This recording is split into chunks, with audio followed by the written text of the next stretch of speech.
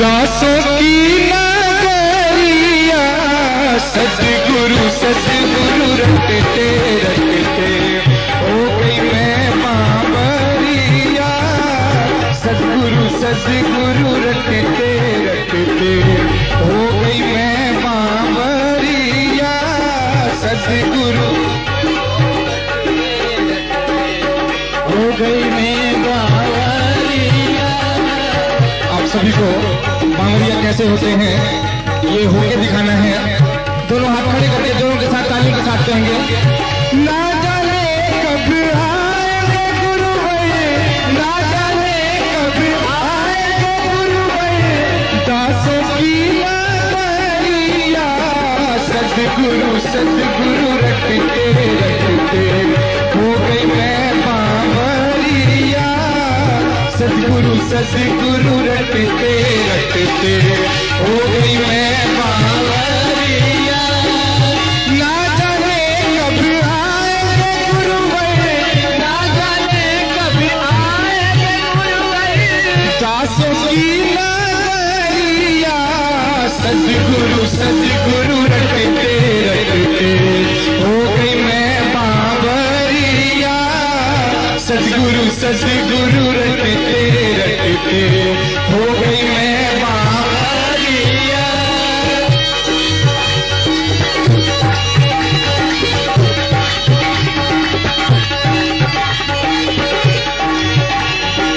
सुना था स्वामी सबकी सुनते, जो कोई करे पुकार है, जो कोई करे पुकार है।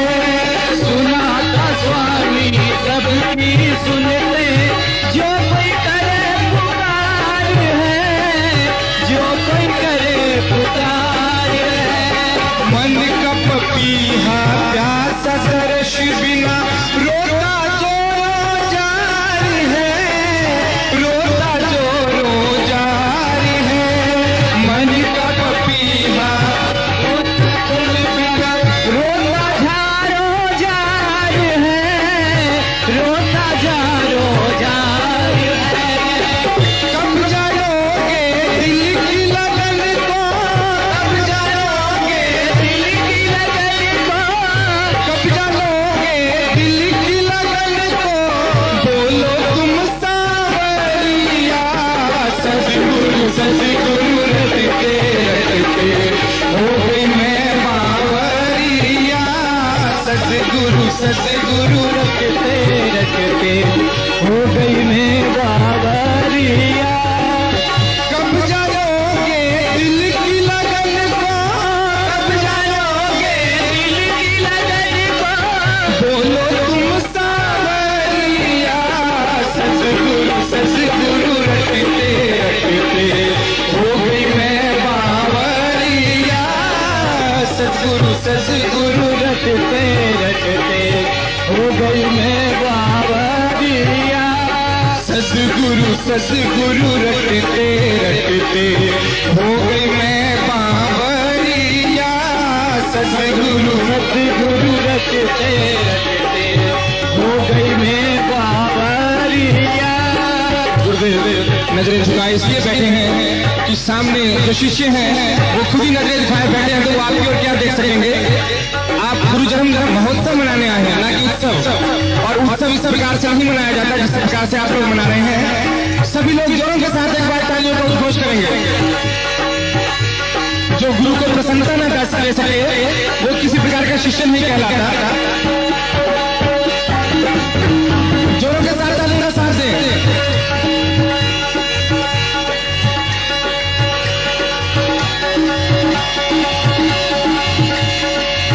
कब जाओगे दिल की लगन को, कब जाओगे दिल की लगन को। बोलो तुम सावरिया।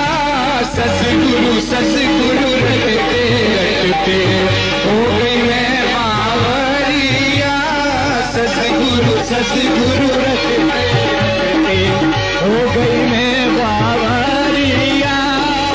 तरसना दे निर्मोही को खींची काफी डोर है, खींची काफी डोर है।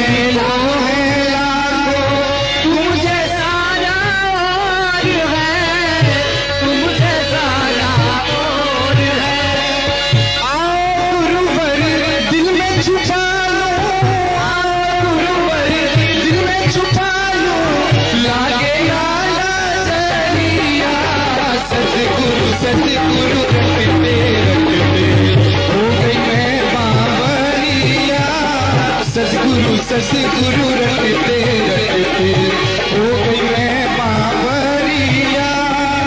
कब जानोगे दिल की लगन को, कब जानोगे दिल की लगन को, बोलो तुम सांवरिया। सतगुरु सतगुरु रटते रटते हो गई मैं बावरिया। सतगुरु सतगुरु रटते रटते हो गई मैं बावरिया। सतगुरु सतगुरु रटते रटते हो गई मैं बावरिया। आओ गुरु पर दिल में छुपा लो, गुरु पर दिल में छुपा लो, लागे ना नजरिया। सतगुरु सतगुरु रटते रटते हो गई मैं बावरिया। हो गई मैं बावरिया, लागे ना नजरिया। हो गई मैं बावरिया, लागे ना नजरिया। बोलो तुम सांवरिया, बोलो तुम सांवरिया, बोलो तुम सांवरिया।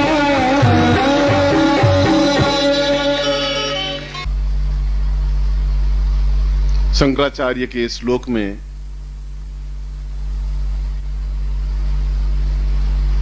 बताया गया है कि वास्तव क्रियमाण नहीं है। क्रियमाण शब्द के दो अर्थ हैं। क्रियमाण नहीं है, क्रियमाण है का अर्थ यह है कि शरीर में जितनी ग्रंथियां हैं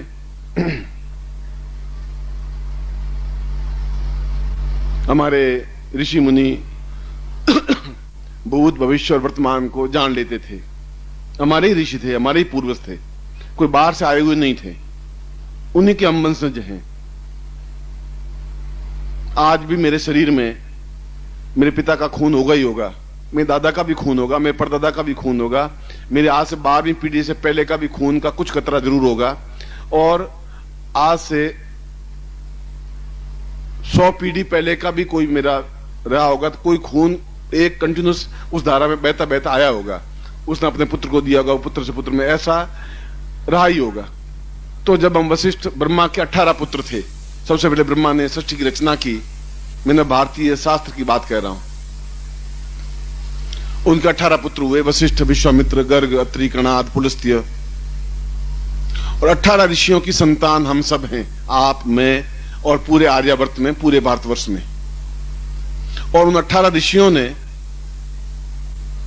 ब्रह्मांड से जो ध्वनियां प्राप्त हुई, उन ध्वनियों के माध्यम से वेदों की रचना की। इसलिए वेद मनुष्य रचित नहीं कहे जाते, वेद ब्रह्मांड रचित हैं। और वे 18 ऋषि भी गर्भ से उत्पन्न नहीं हुए, वे ब्रह्मांड से उत्पन्न ऋषि हैं, क्योंकि उन 18 ऋषियों की एक रचना की, सृष्टि की।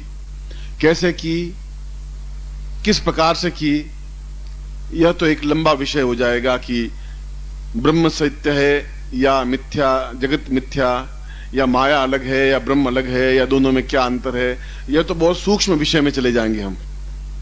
मैं तो ये बता रहा था कि उन पूर्वजों को, उन वशिष्ठ को, उन विश्वामित्र को, उन गर्ग को, उन अत्रि को, उन कणाद को, उन पुलस्त्य को, उन ऋषियों को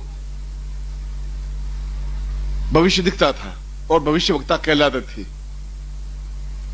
तो हम उनके पुत्र हैं, हम भविष्यवक्ता क्यों नहीं है? हमें किसी का भविष्य और हमारा भविष्य क्यों नहीं दिखाई दे रहा है? अंतर क्या आया है? अंतर यह आया है कि उन शरीर की जो ग्रंथियां थी, मस्तिष्क में ग्रंथियां हैं, ग्रंथियों का मतलब है छोटे छोटे गुच्छे। एक कोई ऐसा गुच्छा जरूर है कि मेरे मन में इच्छा होती है कि मक्खी बैठ गई, मक्खी उड़ानी है। अब मक्खी उड़ाने में क्या, कितनी लंबी प्रक्रिया होती है कि मक्खी बैठी, शरीर का वो अंग एकदम स्पंदित होगा और दिमाग की उस ग्रंथि को कहेगा कि मक्खी बैठी है।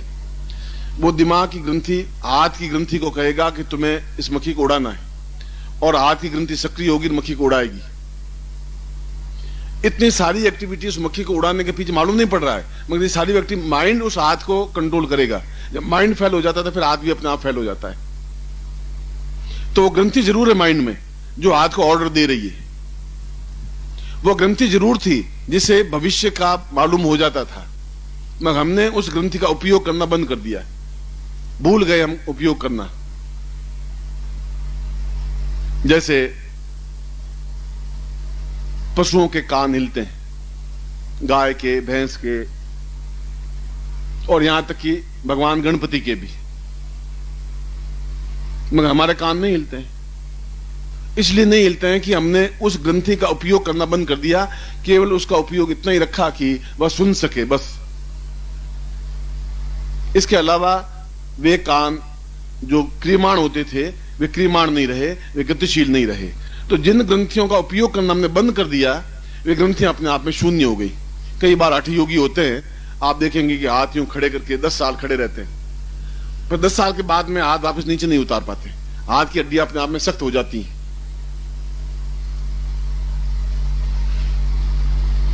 ये जो ग्रंथियां हैं, उन ग्रंथियों को वापस जागृत और चैतन्य करने के लिए उन शास्त्रों में, उन ऋषियों ने जो कुछ कहा, जो कुछ लिखा, वह शास्त्र में निहित है, उन वेदों में निहित है, उन उपनिषदों में निहित है। उपनिषद इसलिए बने कि वेदों को समझना जब आने वाली पीढ़ी के लिए कमजोर हो गया, वेद के मंत्र नहीं समझने लगे, तो उनकी सरल अर्थ हुए वेदों के। वेदों के सरल अर्थ उपनिषद कहलाए।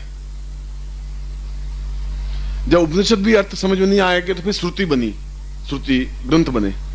श्रुति को भी समझना कठिन हो गया तो स्मृति ग्रंथ बने, और स्मृति ग्रंथ भी अपने आप में बन गए, कम हो गए, तो उसके बाद में कई टीकाएं बनी, कई छोटे छोटे अर्थ बने। क्योंकि धीरे धीरे हमारा मस्तिष्क भुलक्कड़ ज्यादा होता गया, हमें याद होने की रचना कम होने लगी, और हम वापिस ये सारी स्थितियां प्राप्त कर सकते हैं क्योंकि हम उन्हीं ऋषियों की संतान हैं जो ऋषि भविष्यवक्ता थे, जो ऋषि भूतकाल देख सकते थे, जो वेदों की रचना कर सकते थे, जिन ऋषियों को एहसास था, ज्ञान था, चेतना थी, और ब्रह्मांड में विचरण कर सकते थे। नारद कैलाश आश्रम में गए, कैलाश से ब्रह्मलोक में चले गए, ब्रह्मलोक से विष्णु लोक में चले गए, वो भी हमारे ऋषि थे। नारद गोत्र तो हमारा है। तो वो अगर विचरण कर सकते थे, और भृगु एकदम से गुस्से में आकर के, जब ऋषियों में यह वाद विवाद हुआ कि हमारे इन ऋषियों में सबसे शांत कौन है, श्रेष्ठ कौन है,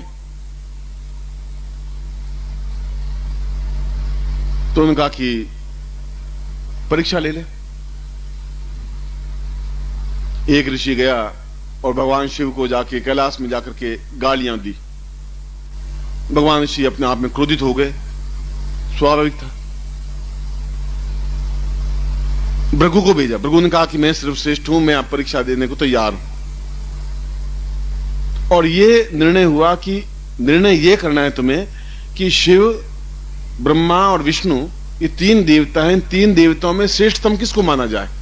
शिव को माने या ब्रह्मा को माने या शिव विष्णु को माने? क्योंकि त्रिगुणात्मक शक्ति है, महाकाली, महालक्ष्मी, महासरस्वती त्रिगुण देव हैं, ब्रह्मा विष्णु महेश, इनमें श्रेष्ठ कौन है? तो ऋषियों ने कहा पहले उनकी परीक्षा ले, और उनकी भृगु ही परीक्षा ले पाएगा। उन भृगु को नियुक्त किया, आप में से किसी को एक नियुक्त किया कि भाई तुम जाकर के बनारस का काम देखोगे, और तुम माइक को संभालोगे, तुम टेंट की व्यवस्था देखोगे। उन्होंने उस भृगु को एक काम सौंपा कि तुम तीनों में से श्रेष्ठ कौन है, तुम जाके मालूम करोगे। वो सबसे पहले ब्रह्मलोक में गए। अब मैं आपको मैं ही ला रहा था कि वे ब्रह्मलोक में गए, यानी उनमें एक क्षमता थी, एक लोक से दूसरे लोक में जाने की क्षमता थी। और ब्रह्मलोक में जाकर के उन्होंने, जो ब्रह्मा की पत्नी ब्रह्माणी थी, उस ब्रह्मा को एकदम से मुंह से बंद कर दिया, ब्रह्मा का मुंह अपने हाथ से बंद करते ही ब्रह्मा को एकदम क्रोध आना स्वाभाविक था। क्रोध आया, उन्होंने भृगु को बहुत जोर से थप्पड़ सी मारी और भृगु दूर जाके गिर गए। भृगु बोले कुछ नहीं। वहां से वे सीधे कैलाश में आए। कैलाश में भगवान शिव बैठे हुए थे, पार्वती साथ में बैठी हुई थी और दोनों विचार विमग्न कर रहे थे। और भृगु एकदम गुस्से में लाल सुर्ख आए और लाल सुर्ख आकर के और पार्वती को अपने कंधे पर उठाया और अपने कंधे पर उठा के रवाना हो गए। शिव ने कहा ये क्या है, ये कौन सी मर्यादा है? ठीक है तुम ब्रह्मा के पुत्र हो, मगर वह मेरी पत्नी है, तुम्हें बैठना चाहिए, एक नियम है, कुछ तरीका है, कुछ शिष्टता है। एकदम से उसको तुमने उठाया, उठा करके तुम रवाना हो ना, ये क्या है? और गुस्से से त्रिशूल से उनकी ओर फेंका। भृगु ने अपने मंत्र से उस त्रिशूल को रोका, हाथ जोड़ा, भगवान शिव के सामने प्रार्थना की कि ये माँ है, मैं तो एक माँ के रूप में ही उनको अपने कंधे पर बिठाया, और माँ को तो कंधे पर बिठा सकते हैं, श्रवण ने बिठाया है। मैं मन में सोच लिया कि शिव भी अपने आप में कोई महान नहीं है। वापस सीधे विष्णु लोक में गए।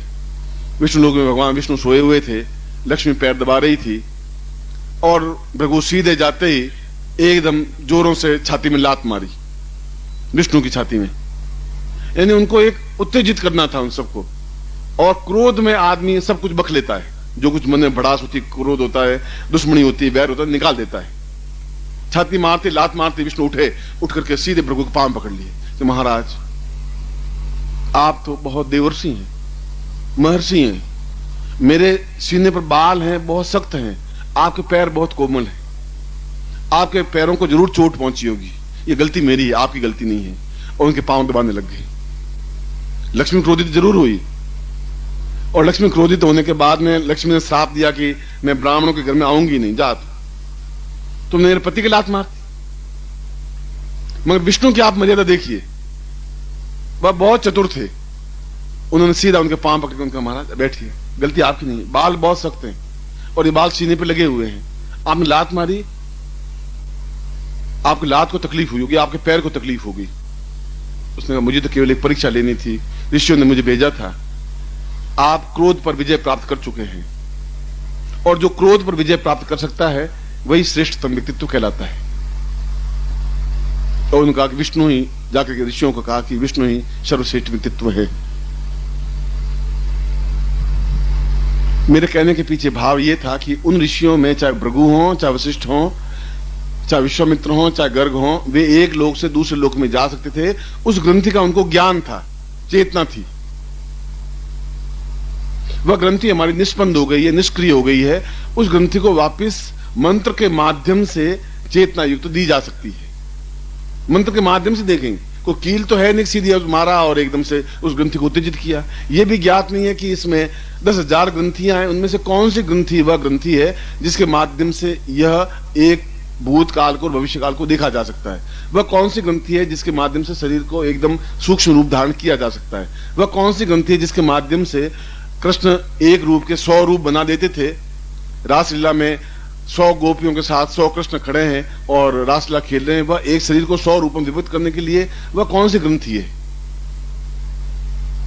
उन ग्रंथियों का हमें ज्ञान नहीं रहा। नहीं इसलिए रहा कि हमें ऐसे गुरु नहीं मिल पाए, नहीं इसलिए रहा कि हम ऐसे शिष्य भी नहीं रह पाए। गलती दोनों तरफ से हुई। गुरु की तरफ से भी गलती हुई कि सही शिष्यों को वो ले नहीं पाए, शिष्यों की तरफ से भी रही कि गुरु को वो पहचान नहीं पाए, और गुरु धीरे धीरे अपनी कंदराओं में छुप गए, एकांत में हिमालय में जाके बैठ गए। यहां गुरुओं की गलती थी। उनको जूझना था, उन शिष्यों के बीच में खड़ा होना था, जूझते, उनको समझाते, उनकी आलोचनाओं को सुनते, उनकी गालियों को सुनते। क्योंकि शिष्य बनना बहुत कठिन है, आलोचना करना, गुरु की आलोचना करना तो बहुत आसान है, कुछ भी कह देना बहुत आसान है। मगर क्या आप अपने कर्तव्य का पालन कर रहे हैं? क्या आपके हृदय में गुरु के प्रति प्यार है? क्या आपने उनको पहचाना है? क्या आप में गुरु को पहचानने की क्षमता है? यदि आप में पहचान क्षमता है तो फिर तो आप तो खुद ही गुरु बन गए, फिर तो आप सर्वज्ञ बन गए। क्या आपने गुरु ने आपको इतना समर्थ बनाया कि आप गुरु की परीक्षा ले सकें? गुरु कब कौन सा आपकी परीक्षा ले रहे हैं, क्या उस परीक्षा के लिए आप सन्नद्ध हैं, तैयार हैं? आप नहीं हैं। इसलिए मैंने ये कहा कि पिछले 500 वर्षों में, पिछले 1000 वर्षों में गलतियां दोनों तरफ से हुई हैं। गुरु भी वैसे गुरु नहीं रह पाए, लालची हो गए, स्वार्थी हो गए, कामांध हो गए, फ्रॉड हो गए, धूर्त हो गए, मक्कार हो गए, हुए।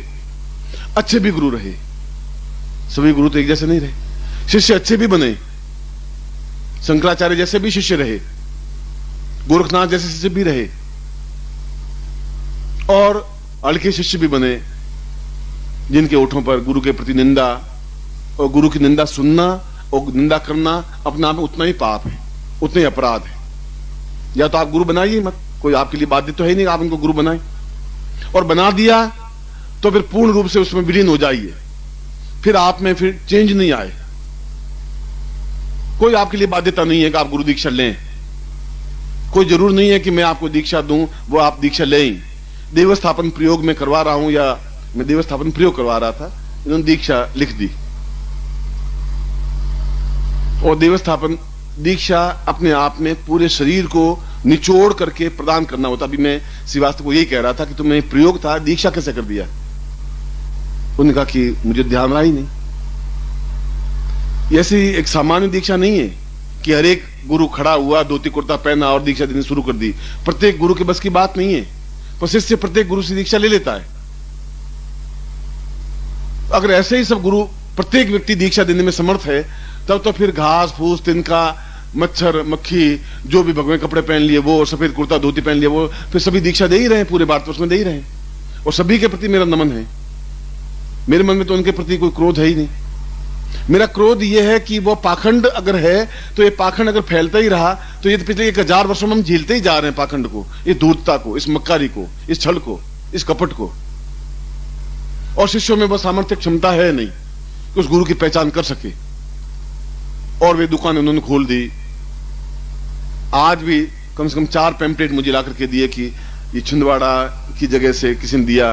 मैं अभी पढ़ के आ रहा था कि पारस शिवलिंग इस प्रकार से बनाया जाता है, और मैं पारस शिवलिंग, मुझे गुरुजी ने आज्ञा दी है, नाम सीमाली ने मुझे आज्ञा दी है कि मैं पारस शिवलिंग आपको दूं। अब मैं उस छिंदवाड़ा के व्यक्ति को नहीं जानता कि वो कौन है और मैंने कब उसको आज्ञा दी। और ऐसे भारतवर्ष में कम से कम 5000 लोग हैं जिनको मैंने आज्ञा दी है कि तुम दीक्षाएं दो। अब बताओ, उन 5000 लोगों ने मुझे पता ही नहीं है कि 5000 लोग हैं कहां, कौन से हैं, और वे दीक्षा देते हैं। क्या वे दीक्षाएं हैं? मैं अपने आप को महान सिद्ध नहीं कर रहा हूं, ये कह करके मैं ये नहीं कह रहा हूं। मैं ये कह रहा हूं कि क्या उनको मैंने अधिकृत जब किया ही नहीं, तुम ये कह दो कि तुम किशन लाल हूं, मैं किशन लाल गुरु हूं और मैं दीक्षा दे रहा हूं, मुझे कोई आपत्ति नहीं है। तुम गुरु बन सकते हो, तुम हो, ज्ञान तुम्हारे पास भी है, तुम ले सकते हो। पर तुम नानक श्रीमाली कहो कि नानक श्रीमाली ने मुझे अधिकृत कर दिया है, नानक श्रीमाली ने मुझे आज्ञा दी है कि तुम दीक्षा दो, और मुझे पता ही नहीं है, तो ये तो मेरी बदनामी हुई। कल आपको कुछ गुरु ज्ञान नहीं मिल पाया तो आप कहोगे श्रीमाली जी खुद ही कुछ नहीं है, उन्होंने ज्ञान दिया, कुछ हुआ ही नहीं, तो बदनाम तो मैं हुआ, जबकि मैंने उनको आज्ञा दी नहीं, मैंने उनको चेतना दी नहीं। वो अपने मन से, आप में से कोई भी कल 20 गुरु बन जाएंगे। गुरु जी ने मुझे कहा है, मैं आपको दीक्षा दी, आपको अधिकृत नहीं किया है, आपको इसके लिए ये नहीं कहा कि तुम दीक्षा दे सकोगे, ये आपको नहीं कहा है। वहां पर दुख होता है कि फिर पाखंड फैल रहा है, और ये पाखंड पिछले 1000 वर्षों में बढ़ता जा रहा है। गुरु गोरखनाथ के बाद से पाखंड फैला, धूर्तता फैली, मक्कारी फैली, स्वार्थ फैला। अंधकार ऐसे ही गिरेगा, अंधकार ऐसे ही गिर रहा है। उसके बाद भी मेरे शिष्य तैयार हैं, समर्थ हैं, क्षमतावान हैं। आज इनको भी मैं कुछ शिष्यों से मिला भी, उनका कि वहां गुरुजी ऐसा फ्रॉड हो रहा है, धोखा हो रहा है। मैं कहा हो रहा है, मैं कर भी क्या सकूंगा, कहां कहां मैं जाऊंगा, किन किन को समझाऊंगा। उन वो स्वार्थ की वजह से दीक्षा दे रहे हैं, वे स्वार्थ की वजह से दीक्षा ले रहे हैं। दोनों में एक स्वार्थ है। वो सोच रहे मैं जोधपुर जाऊंगा, 200 रुपए खर्च हो जाएंगे, चलो इनसे दीक्षा ले लेते हैं। और पूछता हूं कौन है कि मैं किशन लाल का शिष्य हूं। किशन लाल कौन? आपका शिष्य। भाई मेरा शिष्य कौन सा किशन लाल, मैं तो खुद को पहचानता ही नहीं हूं। क्या आपने उनको अधिकृत किया है? अब आप खुद देख लीजिए कि पिछले 2 दिनों में कितने लोगों को मैंने अधिकृत किया, और आप कम से कम 10 शिविरों मेरे साथ में आए। मैं कितना बार अनाउंस किया कि भाई इसको मैं अधिकृत कर रहा हूं, इनको मैं कह रहा हूं कि ये दीक्षा आपको दे सकते हैं। ऐसा कैसे संभव हो सकता है जब तपस्या का अंश शरीर में होगा ही नहीं, प्राण चेतना होगी नहीं, जब प्यार नहीं होगा तो मैं किसी के साथ कैसे शादी कर सकता हूं? जब मैं उसको पहचानूंगा नहीं तो उसको मैं अपना शिष्य कैसे बना सकता हूं? मैं देखूंगा, आपको टेस्ट करूंगा, परीक्षा लूंगा। हो सकता है आप में से सब के सब गुरु बन जाएंगे, कोई ऐसी कोई बात नहीं है। पर आपने तो हर व्यक्ति हर जगह पर ऐसे गुरु बन गए और कई प्रकार खेल खेलने लग गए। मंदिर बना दी मेरे नाम से मूर्तियां स्थापन कर दी। निखिलेश्वरानंद जी ने कहा है कि तुम मतलब जाकर के मंदिर के नाम पे चंदा इकट्ठा करो। निखिलेश्वरानंद जी ने कहा कि आप ये रसीद बुकें छाप दो और पैसा इकट्ठा करना शुरू कर दो, और मुझे कुछ पता ही नहीं। आप खुद सोचिए कि आपके साथ कितना अन्याय हो रहा है, मुझे पता ही नहीं है। और आपसे पैसे अगर लिए भी जा रहे हैं, मानो लिए भी जा रहे हैं, वह उनका धर्म, उनका कर्म, उनका पाप, उनका पुण्य उनके पास में, मैं तो कोई उसमें भागीदार नहीं हूं। मगर आपके साथ अगर कोई नुकसान भी होता है तो मुझे उतना ही दर्द होगा। आपके साथ कोई धोखा करेगा तो उतना ही दर्द होगा। आपके साथ कोई चोट करेगा तब भी मुझे उतना ही दुख और दर्द होगा। और आपको एक भ्रमित करेगा तब भी मुझे अपना आप में दुख और दर्द होगा। और ऐसा हो रहा है। और उस अंधकार को आप दूर कर सकेंगे और दूर से दूर नहीं कर सकेंगे, आपको दूर करना चाहिए। माता जी की छोटे गुरुदेव की हर हर महादेव। ऐसा अंधकार फैल रहा है। फिर भी पत्रिका के माध्यम से, आप लोगों के माध्यम से मैं अपनी चेतावनी समझाता हूं, बार बार कहता हूं कि गलत है, मैंने नहीं किया है। अपने नाम से गुरु बने, आप अपने नाम से गुरु बनिए, मुझे कोई आपत्ति नहीं है। श्रीवास्तव अपने नाम से गुरु बन जाता है, मान लो, एक उदाहरण दे रहा हूं कि बनर्जी बन जाता है, कि किशन लाल बन जाता है, कि हेमराज बन जाता है, बनिए, मुझे कोई आपत्ति है ही नहीं। वो कहिए कि मैं बलवंत राज हूं, मैं गुरु हूं, आपसे से उनके बन सकते हैं, मैं कहां से रोकूंगा आपको। मगर वो कहे कि नारद सिमाली ने मुझे कहा है, बस गड़बड़ी यही शुरू होती है। वो पर्चे जब छपा देते हैं नारद सिमाली ने मुझे कहा है, तब गलत होती है। मैं कह रहा हूं मुझे ज्ञान है ही नहीं, मुझे ध्यान ही नहीं इस बात का, मैं उस व्यक्ति को पहचानता नहीं हूं।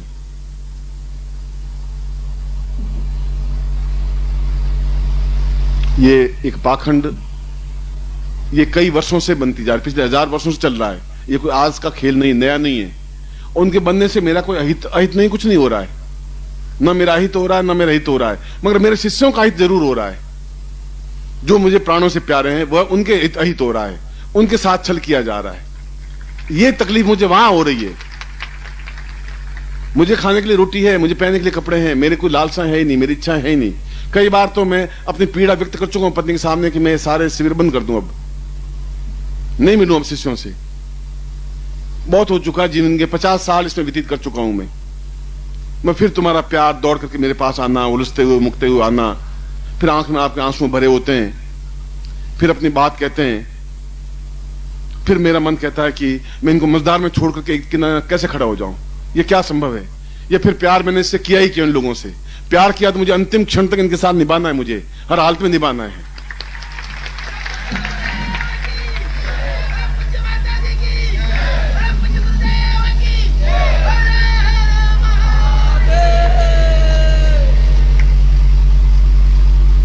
इसलिए आज केवल एक जन्मदिन समारोह है और आप इतने लोग बराबर दौड़ते हुए आ रहे हैं, ये प्यार नहीं है क्या? आप नौकरी को छोड़ करके छुट्टियां लेकर के, मिल रही है, छुट्टियां नहीं मिल रही हैं, घर में विरोध और आप दौड़ते हुए आ रहे हैं, क्या मैं नहीं समझ रहा हूं कि कितना प्यार है, कितना अटैचमेंट है? मैं आपको आज्ञा देता हूं, आप एकदम से उस बात को करने के लिए तैयार हो जाते हैं, क्या छोटा प्यार है? इस प्यार को पाने के लिए खून जलाया है मैंने, अन्य प्राणों की आहुतियां दी हैं, बलिदान दिए हैं, अपने शरीर को तोड़ा है, समाप्त किया है। मोटा भैंसा नहीं बन गया हूं तुम्हारे सामने, तौन नहीं फुला दिए मैंने अपने खुद को जला करके तुम्हें दीपक जलाए हैं मैंने, और इसलिए दीपक जलाए हैं कि तुम रोज से बिखेर सको, इस पाखंड को समाप्त कर सको। मैं रहूं या नहीं रहूं, इस बात की चिंता मुझे नहीं है। चिंता यह है कि अंधकार नहीं फैल जाए। शंकराचार्य ने भी यही बात कही थी, मेरे जाने के बाद अंधकार फैलेगा, और फैला। इसलिए दीक्षा देने का मतलब होता है, मैं भी यही बताता रहा कि मुझे पूरा निचोड़ना पड़ता है, पूरा एकदम से, सारा एकदम से, जैसे कोई निचोड़ कर रखते वो स्थिति बनती है। ऐसी सामान्य दीक्षा नहीं हो जाती। अभी देवस्थापन प्रयोग था, क्या आप किसी में देवस्थापन प्रयोग हो, उन्होंने दीक्षा लिख दी, उनका कि मुझे ध्यान नहीं रहा, कोई बात नहीं, वह प्रयोग हो और दीक्षा हो, वो तो एक ही बात हुई। मगर उसके लिए मुझे कितना अपने आप के तपस्या का अंश अपने आप में चार्ज करना पड़ेगा, कितना समाप्त करना पड़ेगा, कैसे वापस मुझे अपना को रिकंसल्ट करना पड़ेगा। ये मंदिर बने, आपके इस दीक्षाओं का एक पैसा भी मेरे लिए गौ हत्या के बरोबर है, मैं एक पैसा भी यूज नहीं करता। ये आयोजक उन पैसों का उपयोग करते हैं उसमें टेंट लगाते हैं, इतना लाइट का खर्चा होता है, म्यूजिशियन का खर्चा होता है, लाखों रुपए खर्च होते हैं। आपके केवल 2 दिन के 3 दिन के टेंट में लाखों रुपए उसके खर्च हो जाते हैं। इतना आसान काम नहीं है। एक टेंट 2.5-3 लाख 4 लाख का होता है, तब टेंट लगाते हैं। कम से कम 12-15 लाख रुपए उनके खर्च हुए होंगे, तब आप नीचे बैठे होंगे। और उनको उन पैसों का उपयोग मैं नहीं करता हूं, आयोजक फिर करते हैं। और वो भी अपने पास रखते नहीं है, फिर भी उनकी जेब से 10-15 हजार 20 हजार 50 हजार खर्च होते ही होंगे। एक उनका मिशन, एक लक्ष्य है, एक उद्देश्य है कि उन साधकों को कोई न कोई स्थान मिले। आपके पैसों के पीछे या ये जो पुस्तकें बिक रही हैं या जो सामग्री बिक रही है या जो दीक्षा दे रहा हूं, इन पैसों का नाना सीमाली उपयोग नहीं कर रहा है। मेरा परिवार इसका उपयोग नहीं कर रहा है। आप कहीं शिविर लगाएंगे, मैं अंतिम में पूछता हूं भाई तुम्हारा कितना खर्च हो गया। और अगर मेरी जेब में 100 रुपए 200 रुपए हैं, हो सकता है आप मुझे 5 रुपए चढ़ाए, 5 रुपए मेरे पास रह जाते होंगे, 100 रुपए चढ़ा दिए, 100 रुपए मेरे पास ले जाते होंगे। मैं ऐसा नहीं कह रहा हूं कि मैं नहीं लेता हूं, मगर मैं खुद मना करता हूं। मैं तो खुद आपको मना कर रहा हूं कि गुरु पूर्णिमा हो तो आप मुझे भेंट मत चढ़ाइए। मुझे धोती कुर्ता आपका नहीं चाहिए, मुझे भेंट के 100 रुपए भी नहीं चाहिए। वह भी कहीं दान दे दीजिए आप, जिनको जरूरत हो, जो लालची गुरु हो उनको आप दे दीजिए। मुझे उनकी आवश्यकता नहीं है आपके 100 रुपयों की, 500 रुपए की आप भेंट चढ़ाए, इसकी जरूरत नहीं है। चरण स्पर्श हो, मुझे जरूरत नहीं है कि आप भेंट चढ़ाएं। और चढ़े हुए होते हैं तब भी मैं ये आज्ञा देता हूं कि ये लीजिए, इनको गिन लीजिए और कोई धार्मिक संस्था में लगा दीजिए, चाहे कोई अस्पताल हो, चाहे कोई लड़की के साथ, उसको लगा दीजिए। यही करता हूं मैं, यही क्रिया है, यही इच्छा है। मैं तो केवल एक परिवार है, परिवार में अपनी बात कह रहा हूं। मगर इस समझाते भी यह कि ये शिष्य अपने आप में तैयार हो जाएं। शंकराचार्य और उसके पहले के सारे गुरुओं के साथ में ईसा मसीह को मरवाया तो उसके शिष्य ने मरवाया, जो बहुत विश्वास पात्र था। उसी ने बताया कि ईसा मसीह कहां छुपे हुए हैं और उनको सूली पर टांग दिया गया। सुकरात को मरवाया तो उनके शिष्य ने उसको मरवा दिया। शंकराचार्य को मरवाया तो पादपद्म उनके शिष्य ने मरवा दिया। ये सब क्या हुआ? ये लालच था।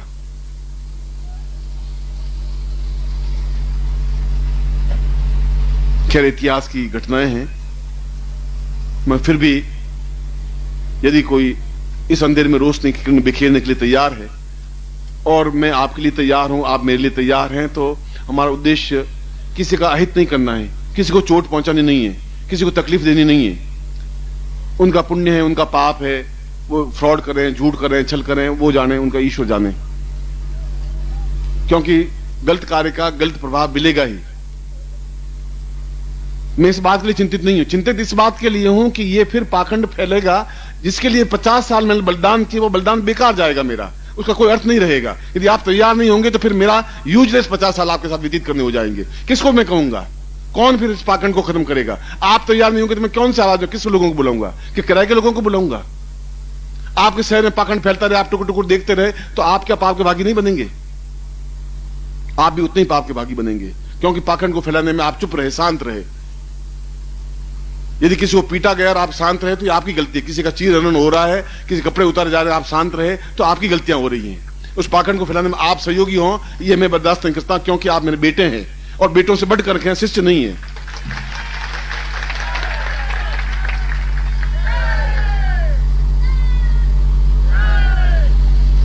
मुझे बहुत अच्छा है आप मेरे सामने हैं और हर बार दौड़ के आ जाता हूं। हर बार जब घर जाता हूं तो हर बार पत्नी के साथ एक ही, बस बहुत हो गया, अब स्वाध्याय करें। हर बार मैं ये कहता हूं कि बस बहुत है। फिर सोचूंगा कि फिर ये सारा मेहनत किया हुआ सब पानी मिल जाएगा, जिंदगी जी आंखों के सामने, ये सब बीच में रुक जाएंगे लड़के। ये जब शिष्य बीच में रुक जाएंगे तो ये आंख में आंसू भरे हुए जब मेरे सामने खड़े होंगे तो मैं रुक नहीं पाऊंगा। फिर मैं नहीं रुक सकता, आपके आंसुओं को मैं देख नहीं सकता। बहुत दुखी, द्रवित हो जाता हूं, चिंतित हो जाता हूं, परेशान हो जाता हूं। फिर आपको पकड़ के सीने से लगा देता हूं, फिर पुचकार लेता हूं, फिर आपके सिर पे हाथ फेर लेता हूं। मैं सोचता हूं कि इनको जीवन में उस जगह पहुंचा दूं। केवल एक ही लक्ष्य, एक ही उद्देश्य है, एक ही मिशन है।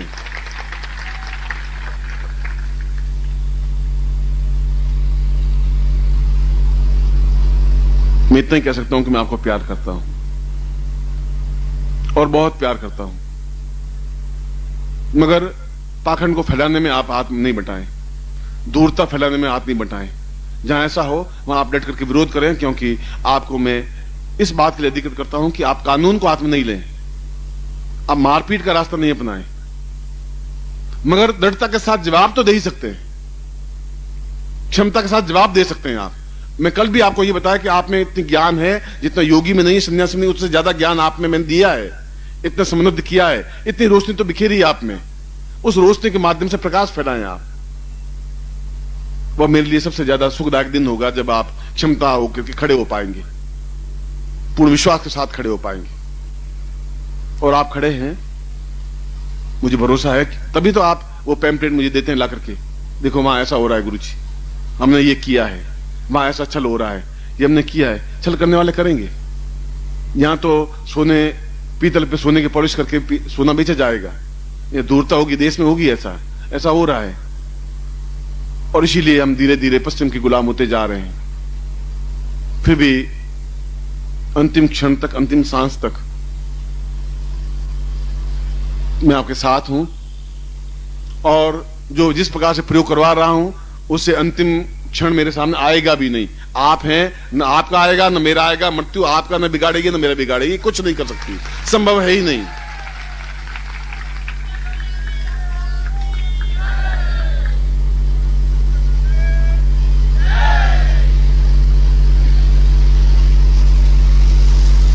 ये मैं वहां आ रहा था कि शरीर में देवस्थापन प्रयोग, वहां आ रहा था कि हम उस राजराजेश्वरी प्रयोग को करें।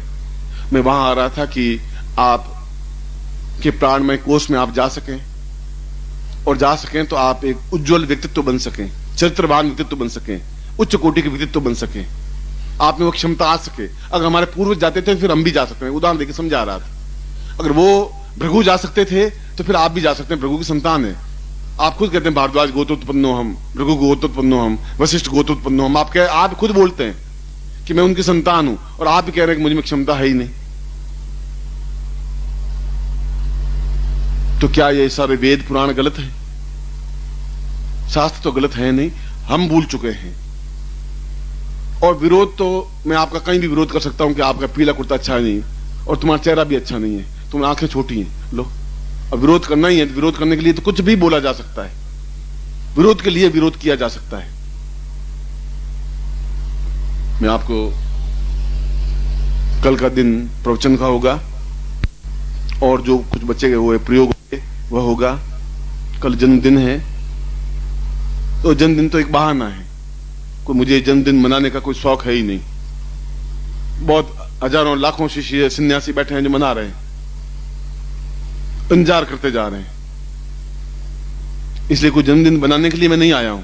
ये एक बहाना है आपके मेरे मिलने का, एक कोई क्षण है, चाहे वो गुरु पूर्णिमा हो, चाहे संन्यास दिवस हो, चाहे जन्मदिन समारोह हो, चाहे और कोई अवसर हो, बस आपके बीच में मिलें और कुछ दे सकूं, तभी तो दे पाऊंगा। और फिर कुछ ऐसे आयोजक बने पाएंगे जो अपने यहां शिविर लगा सकेंगे, कोई रास्ता बना, जो दरी बिछा सकेंगे, ऊपर एक चादर तान सकेंगे। मैं जानता हूं कि उनको बहुत परिश्रम करना पड़ता है, उनको बहुत व्यय करना पड़ता है, जूझना पड़ता है, दौड़ना पड़ता है, इतना आसानी नहीं होती। जो करते हैं सिर्फ उनको मालूम होता है, और हम उनके लिए हाथ बंटाएं पत्रिका के लिए, और लोग लड़के तैयार हो जाते हैं कि हम आपके काम करने को तैयार हैं, वह भी किसी के मां बाप के बेटे ही हैं। मैं आपको ये फिर समय मिला तो मैं प्रवचन करूंगा। दोपहर को तो जो बताया वो आपने किया, और आयोजकों ने जो कुछ किया वह भी अपने आप में सराहनीय है। आप लोगों ने जो सहयोग दिया वह भी सराहनीय है। सभी हम मिलकर के ही कार्य कर रहे हैं, मगर मेरे जिंदगी जी सामने ऐसे क्षण नहीं आए जहां पाखंड को फैलने में हम रोक तो दूं, समाप्त नहीं कर पाऊं तो रोकूं, समाप्त करूं, और तुम्हारे सहयोग से समाप्त हो पाएगा। कहीं पर भी ऐसा धूर्तता नहीं चले, मेरे नाम से नहीं चले, वो अपने नाम से कुछ भी करें, मुझे उसमें कहीं आपत्ति नहीं है। मेरा नाम की आड़ लेकर के कुछ नहीं करें, वहां मुझे अपने आप में तकलीफ पहुंचेगी, क्योंकि आप कहेंगे गुरुजी ने ऐसा दीक्षा दी, फिर हुआ ही नहीं, और मैंने उनसे ली दीक्षा। जब एक शिष्य किसी लड़की को लेकर भाग जाता है, मेरा उसमें कहीं कोई इन्वॉल्वमेंट नहीं है, न कानून, न मैंने उनको कुछ कहा, मगर मन में चोट पहुंचती है, कैसा शिष्य है ये शिष्य कैसा हो गया, ये कैसा धूर्त मेरे पल्ले कैसे पड़ गया कि जो अपनी बहू बेटी को ध्यान भी नहीं रख सकता। जिनकी आंख गंदी है वह क्या मुझसे ग्रहण करेगा, दीक्षा क्या लेगा मुझसे? वह तो धूर्त है, फिर पाखंड है, फिर एक ढोंग है, फिर एक मक्कारी है, फिर एक छल है। जब तुम्हारी आंख साफ नहीं, तुम्हारा हाथ साफ नहीं है, तुम्हारे वचन साफ नहीं है, तुम शब्द साफ नहीं है, ऐसे शिष्य नहीं बन सकते। वह एक कठोर परीक्षा है शिष्य की। गुरु की भी कठोर परीक्षा है। मुझे भी आपके साथ पूरे का पूरा सहयोग देना पड़ेगा, जुड़ना पड़ेगा, आपके लिए अपने आप को जूझना पड़ेगा, क्षमतावान बनना पड़ेगा। और अपनी तरफ से पूरा कोशिश करता ही। इसलिए वह जो देवस्थापन प्रयोग था वह दीक्षा है। ये आपका तकदीर कुछ ज्यादा ही अच्छे है।